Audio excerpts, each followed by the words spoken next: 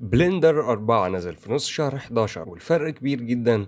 فيلا بينا بسرعة نتعرف على أهم الخصائص والتغييرات الجديدة اللي بتفتح الأبواب للإبداع أكتر وأكتر. لو في إبداع يعني. البرنسبل BSDF الجديدة بقت أجزاء تتفتح وتتقفل عشان تسهل الاستعمال وتقلل اللخبطة. كمان اتحسن فيها كذا حاجة زي الكود، زادت إعداداته للتحكم والنتيجة أفضل بكتير من قبل كده. والشين بقى بيستعمل نظام مايكرو فايبر جديد خلاه قادر إنه يبقى كطبقة ظاهرة فوق الأوبجكتات ونتائجه جميلة واستعمالاته متعددة.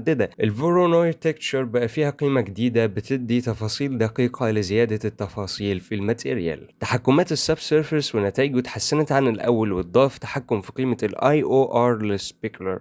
نظام الألوان الجديد بقى AGX وده بيدي تحكم أكتر في الألوان وبيخلي المشهد واقعي وأفضل بكتير من فيلمك القديم، والنتائج مذهلة جدا. في ريندرينج تحسينات مختلفة في أنظمة الإضاءة والخامات. سرعة سايكلز اتحسنت بنسبة حوالي مرتين إلا ربع في اللارج ميشز عشان الناس التقيلة في البرنامج يعني. النورمال نود مبقتش بتخرب وتطلع مناطق سودة لما تعلي قيمة القوة أو السترينث فيها زي الأول، كانت بتبوظ شويتين قبل كده، دلوقتي اتعدلت. أخيرا اتضاف اللايت لينكينج في بلندر، فبقينا قادرين على اختيار أنهي ضوء يأثر على إيه وما يأثرش على إيه بمجرد إنك تشد وترمي. إضافات جامدة جدا في الجيومتري نودز، من أهمها النود تولز، فتقدر تعمل عمليات بالنودز بتكة في أي وقت، وليها تطبيقات مفيدة جدا وتقدر تعملها في الإديتور الجديد.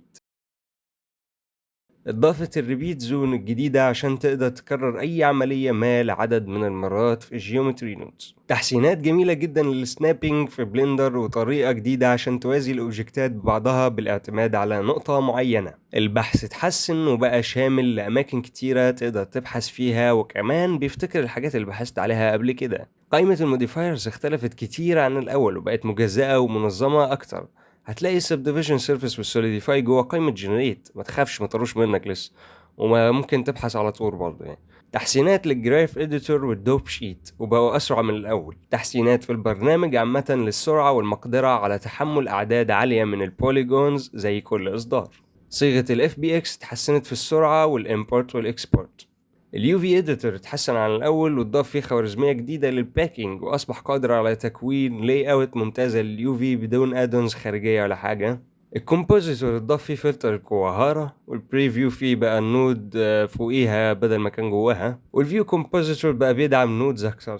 نود المش تو فوليوم بقت بتنتج فوليومتريكس مظبوطه اكتر. وطبعا ده مش كل حاجة، فروح حمل البرنامج واستمتع بالجديد وفرفش وانت بتتعلم. لو عايز فيديو ازاي تبعت عن المشاكل الموجودة في البرنامج للمطورين بتوع بلندر، او انك تطلب خصائص او تحسينات جديدة في البرنامج، قولي في الكومنتات. كان معك علاء، والسلام عليكم ورحمة الله وبركاته.